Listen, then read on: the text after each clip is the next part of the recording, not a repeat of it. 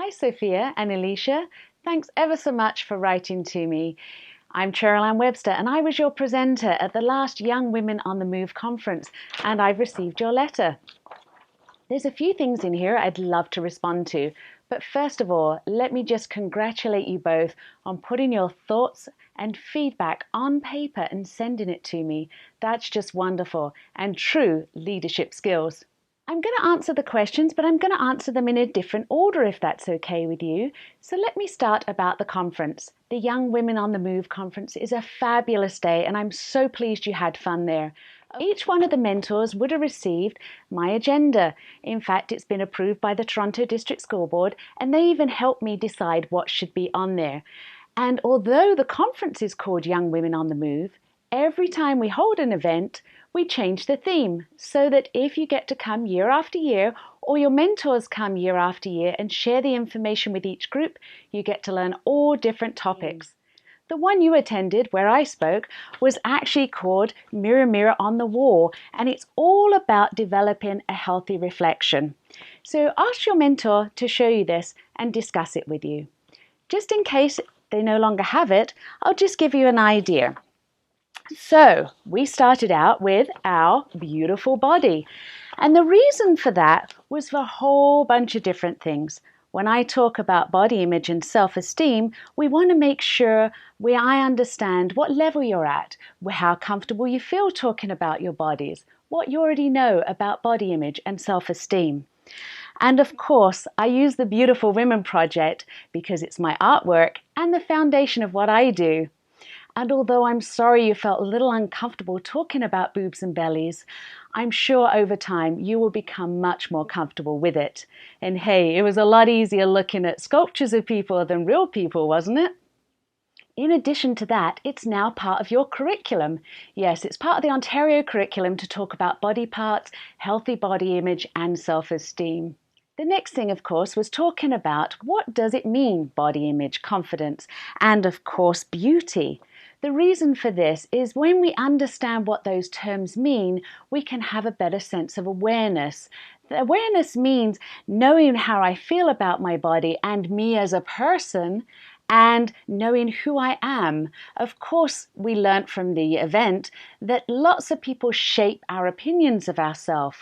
And when you've got all these different influences shaping your opinion, you want to make sure you know what's the real one, what's the healthy one, and what's your own opinion, and how it's affecting your life, and how it will affect you as a leader. Part of the day is making sure everybody at all their levels, remember it's grade 3 to 6, so we're all at different ages and stages of life. So we want to be sure that everybody is included. From fun things like decorating the picture frame, decorating it and having a group picture in there at the end of the day so you can remember the day. It also helps us remember the lessons. When I work with older groups, we don't just decorate that frame, we actually work with the messages and different slogans that we can keep for ourselves, like I am empowered, I am helpful, I am kind, all kinds of things. And we actually talk about I'm going to be a leader. But starting you off gently, that frame is designed there for you to remember the day and have something fun to take home. As for the flowers, you did go ahead and colour them in, but it actually wasn't the goal of it. If you look at the document and if you remember the day, the idea was after we've discussed who and what is shaping our lives, we wanted to remember how to avoid the negative messages and really target in on the positive one. So the little sad flower was supposed to have names of people and events that have made you feel a bit sad about who you are as a person. And the happy flower was going to have names and places of people and places that make you feel really good about who you are as a person. So using your example, Mahala would definitely be on your happy flower. If we'd have had a little bit longer that day, once we'd filled in the petals with the names and places, remember my example? My dad made me feel quite bad about my body, so he would have been on my sad flower. But sometimes he also complimented me in a healthy way by telling me I was smart and capable, so he would have been on my happy flower as well.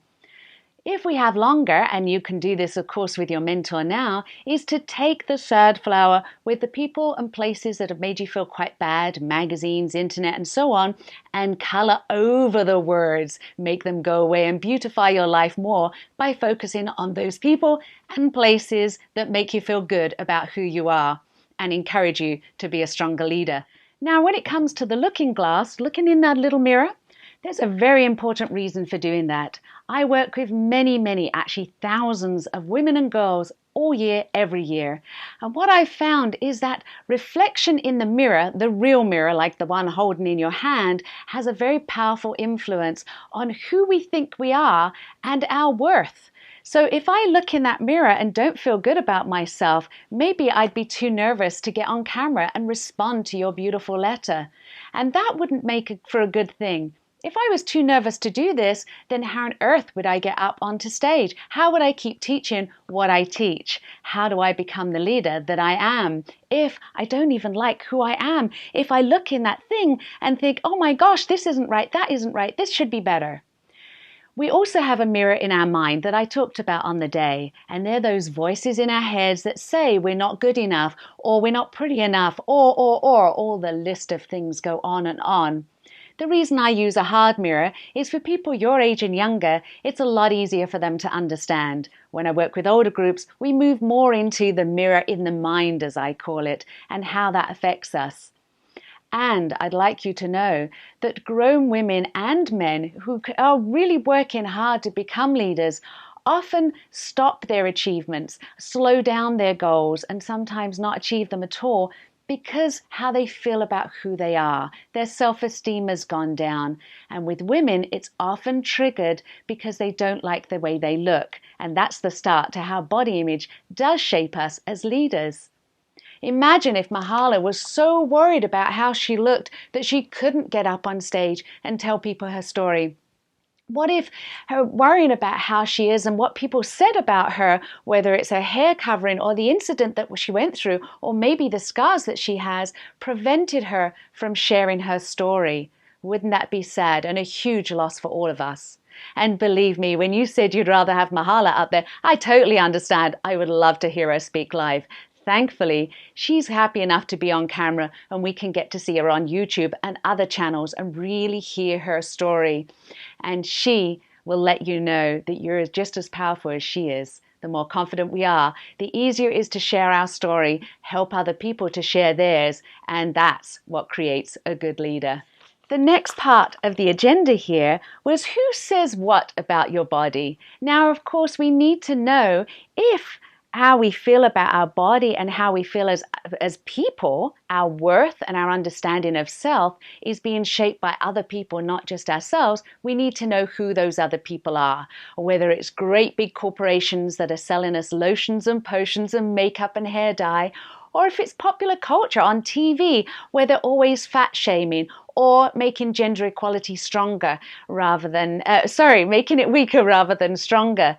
All those issues, all the different places they come from, and as we talked about, even from our very dear friends and sometimes from our family, when we understand where these messages are coming from and why they're portraying those messages, why are they, in your words, being mean to girls, we need to know what is mean, are they being mean, why are they being mean, and you're right, what can we do to stop it? One of the first things is understand it for ourselves and understand the impacts it's having. Once we've got to that level, of course, we can write letters. We can contact different people to put a stop to that advertising, not purchase from a store that's advertising women as weak, men as strong, just as we saw in some of those adverts. But of course, you were ahead of the game. That workshop was just getting you started in the awareness phase, seeing what the differences are and reminding you that we're just as powerful as any man or boy. Now, of course, one of my favorite activities, and the reason I keep using it, is because I get feedback all the time on what a fun and interesting activity it is. And that's the one where I can't stand it. And we take the pose of a model in a very awkward position. And as you know, this year we had 2 men as mentors to come up on stage and show us as well. And what that does is it really highlights the positions women are being put in and how silly it is when maybe they're selling the same shirt or a bag or even a pair of shoes that a man could easily sell, and yet the women are put in awkward positions. We also saw it in the group photographs. When girls came up on the stage to have their picture taken, they would do the selfie face and the cutie poses. When I said, now show your confidence pose, they posed more like men. My goal one day is to have you all pose in female power, standing tall and strong without the silly poses and without having to be like men, but just being yourselves as the strong, powerful leaders that you're destined to be. So hopefully that gives you a little bit better idea on what the day was about. Yes, it was Young Women on the Move. That is the name of the conference. Under there, we have different themes for each event. And last October, I did one called Navigate Your Life with Your Own GPS, Your Great Personal Strength. That was all about how do you get through life? What do you want to do for your future? Are you designing a roadmap to achieve your goals? Who's going to go along on those journeys with you? That was for grade 9 to 12, so you're not quite there yet, but hopefully I'll see you in one of those events in the future. For the younger groups, we have body image and self-esteem. As I mentioned earlier, it's part of the curriculum. It's also something we need to learn from a very young age. Especially if we are uncomfortable talking about our bodies. We need to find a safe place in which we can discuss them, because remaining uncomfortable isn't going to help you. It won't empower you to be the person you need to be. So finding a safe, comfortable place to talk about our bodies and to talk about who we are as a person. Remember, our body is what carries us around. Our body is the foundation of who we are. It doesn't shape our personality, but what it does is it makes us mobile. It gives us strength. It is the vehicle, if you like, to drive through life. And so appreciating, understanding, and keeping this body healthy is very, very important. Last but not least, why did I create the Beautiful Women Project? A sculptural exhibit of 120 life-size clay sculptures of women aged 19 to 91, their boobs and their bellies. And why do I share it? Why do I get up on stage and tell you what I've done? Why do I talk to the newspapers and magazines? Why do I make videos? Why do I create product to show you all about the Beautiful Women Project? It's a very good question. I do it because I'm passionate about teaching the world that natural bodies come in all shapes and sizes, and that the message that tell us we're not good enough or that we should be a certain shape or a certain size at different ages is incorrect. I want to show you that life and your life goals are way more important than worrying about your physical appearance. Now, why the boobs and bellies? If you look back through art history for thousands and thousands of years, any sculpture or painting about the feminine spirit was all around her reproductive system and her fertility, her breasts and her belly. Any goddess-like form was the same. So I was bringing a little bit of tradition to today. But also because when I spoke to my friends, I found out that the biggest concern they had was not about their elbows or their knees or even their toes. It was about what their breasts and their bellies looked like. Now, I started this project 13 years ago, and that was where all the pop stars and actors were really focusing their attention. Since that time, of course, there's been concern about whether we should have a bigger bum or a smaller bum, whether there should be a gap between our thighs or not, and of course, the good old selfie. And now the focus is around our faces and what our faces look like, and if we can do the duck face. So things change and fashion change, but my message remains the same. When we accept ourselves for who we are, when we love and embrace that our body develops on a very natural basis and not to worry so much about it other than keeping it healthy, then we can focus all our attention on our life goals and becoming the leaders we're destined to be. So why do I share it with everybody? Pretty simple, really. I believe a message that isn't shared isn't much of a message at all. Imagine if we didn't know Mahala's story. There are many, many people out in the world that have been through different traumas and survived them, that are leaders in their own rights. But the greatest leaders, the ones that are able to inspire and empower others, are those that get up and share their stories. Because if we don't share, we can't learn. Imagine going to class and the teachers don't tell you anything. They just sit there quiet all day. Well, it might be fun at the beginning, but after a while, you'll soon realize you're not learning anything. So messages are meant to be shared. I share mine about body image and self-esteem and the importance of taking care of yourself in many different ways. I share it at the art gallery when my artwork is on display and you can see all 120 sculptures.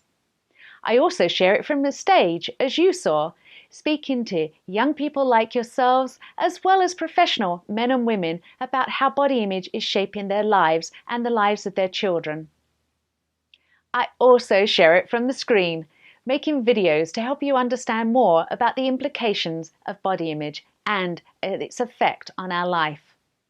I hope this video isn't too long. I tried to make it short, but you had so many wonderful questions, and each question had so many parts to it. I was determined to answer them all. So thank you for being patient once again to listening to me and giving me the opportunity to answer you. I congratulate you on your leadership skills. It must have taken some courage to write down your words and send it in to Anna Catalina, who passed it on to me. Remember to love and embrace who you are, to understand your body will develop naturally, and whatever it develops into is just perfect. Focus on life before looks. Be sure to express your message and have your message heard, and you will continue to be amazing leaders. Thanks very much. Be in touch if you have anything else.